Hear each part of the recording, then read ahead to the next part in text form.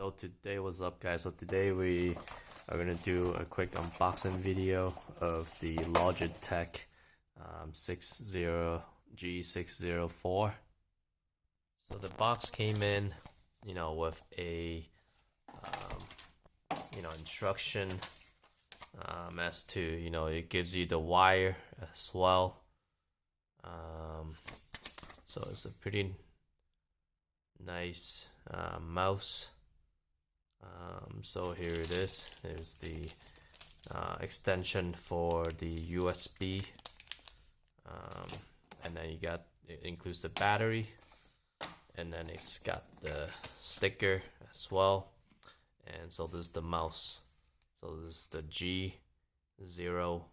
G604.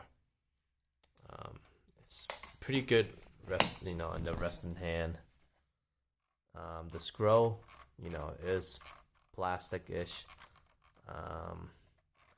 It's definitely not as nice as the MX series, but overall, it rests on my hand pretty nicely. It's got 6 buttons: G9, G8, G7, G4, G5, G6. And then it also includes the sticker, the decal for Logitech. But this is all.